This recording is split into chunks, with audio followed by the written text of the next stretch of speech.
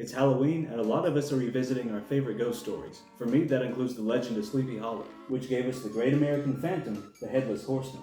He's the ghost of a Hessian soldier who lost his head to a cannonball during the American Revolution. At night, he rises from his grave to search for his missing head. But the flat-top Hessian from Sleepy Hollow isn't the only Headless Horseman of myth and legend. He's not even the only beheaded rider in the U.S. Across time and around the world, the Headless Horseman has appeared in ghost stories, cautionary tales, and folklore. I've traced the horseman through literature and urban legend, so in the spirit of Halloween, light up those jack-o'-lanterns and let's take a look at these ghostly riders from around the world. The Dullahan. In Ireland, the Dullahan can serve as a grim reaper or a dark omen, signaling that death is near or even coming to claim a lost soul.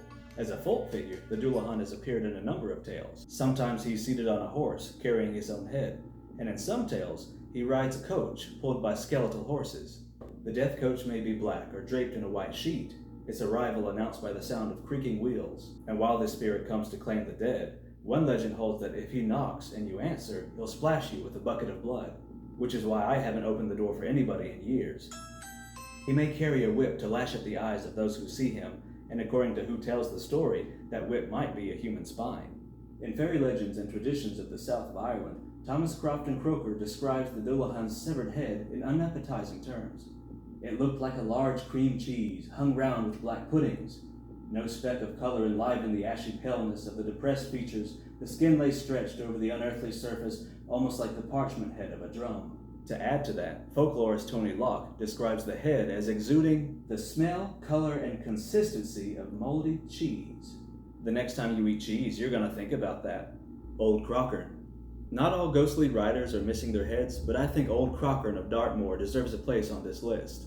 In southwest England, a stretch of wild moorland is home to Old Croker, who roams as spirit and protector of the land. Gray as granite with a lichened beard, Old Croker is considered the spirit of Dartmoor, tethered to the land itself. And if anyone would try to take advantage of the land, Old Croker would rise from his stone dwelling and take revenge. Legend tells of a farmer who moved to Dartmoor in the 1850s. Despite the land's reputation for poor farming conditions, he was determined to turn Dartmoor into a profitable farming land.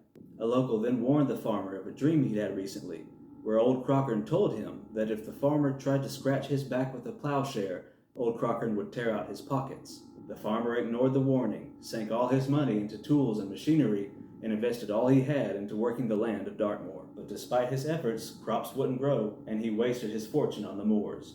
The Headless Horse. Here we have a case of a horse with no rider, and no head either. In Catania, Sicily, a headless horse is said to wander up and down the Via Crociferi. In the 18th century, it was best to avoid this part of town at night, lest someone should run into the ghostly horse themselves. As the story goes, a young man claimed that he could disprove the myth, so he went down to the street one night to drive a nail into an archway as proof that he had been there and survived. However, the young man did not survive the night, and he was found dead the next day, his cloak pinned to the wall by the nail he had driven. If you ever find yourself in Catania, check under the archway of San Benedetto. Maybe you'll see a nail there. This story of a headless horse prowling the streets may have been a way to deter locals from visiting this neighborhood at night. It was a rendezvous place for secret lovers. But since most sources I could find on this topic are tourism websites, the story probably has the opposite effect today. Der Kopfloser Reiter. Long before a Hessian lost his head in the American Revolution, Germany had its own headless horseman, this one known locally as Der Kopfloser Reiter. This horseman is a Weitergänger, a revenant who died and is cursed to rise and walk again. Folklore holds that if one gets away with a crime so severe that they should have lost their head, they'll be cursed in the afterlife to wander without it. Across different tales, this rider could appear as a warning or to dish out more hands-on malevolence. It's said that the very touch of the Der Kopfloser Rider is enough to seal one's fate, no sword required. In fact, if someone helped them redeem their soul, they couldn't thank them with a handshake.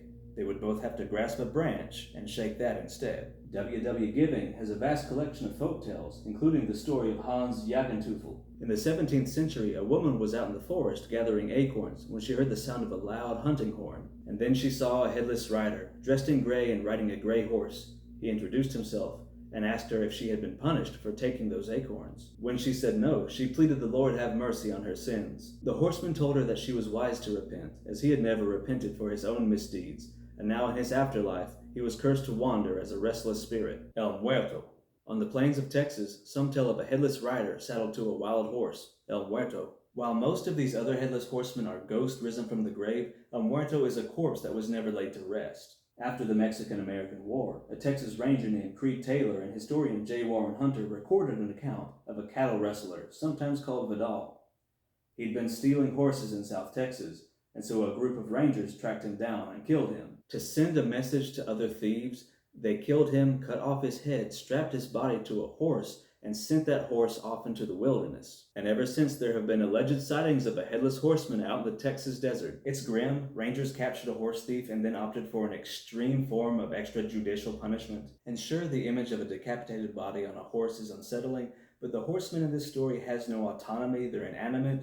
The guy who chopped off somebody's head and sent the body out as a warning is a little scarier, and it's a bleak look into the history of the Wild West. Rangers often operated outside the law and could be very violent towards people they didn't like. It's hard to hear the details of this story and not be sobered by its origins. But following that original account, other writers have tried their hand at expanding on this story. In 1865, Mayne Reid released a serial called The Headless Horseman, A Strange Tale of Texas, which was later published as a novel. It features a murder mystery, a little romance, and some frustrating dialogue where Reid tries to phonetically represent a Texas accent. Reid's novel has also seen a few film adaptations: a Soviet Western by the same name in 1973, and El Muerto, Texas Headless Horseman in 2022.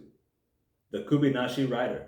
On the roadways of Japan, you might encounter the Kubinashi Rider, a headless body atop a motorcycle. This is easily the newest of these folktales, as it looks like it might have come about as recently as the 1980s. According to legend, a motorcyclist was speeding along, unaware of the danger that awaited on the road ahead. Someone had stretched a length of wire across the road, and when the driver crossed it, the sharp wire sliced through their neck, cutting the head from their body. Now the ghost of the headless rider can be seen patrolling the road where they died, looking for their lost head, or maybe for the killer who set their deadly trap. So these traps are not common, but they are a real thing. There have been a few incidents around the world where people have been targeted with traps like this, and this trap has been featured in media for decades. It's suspected that the 1974 film Stone might have inspired the Kubinashi Rider tale, as it features a scene like this. I think they also talk about this in an episode of Andy Griffith too. Hey, as a bonus, here's another figure from much farther back in Japanese folklore, the Sagari. This spirit is depicted as a disembodied horse head. It hangs from a tree where it hides until somebody passes by, then it drops down to scare them. Incidentally, Sagari is also the name for the tassels that hang from a sumo wrestler's loincloth.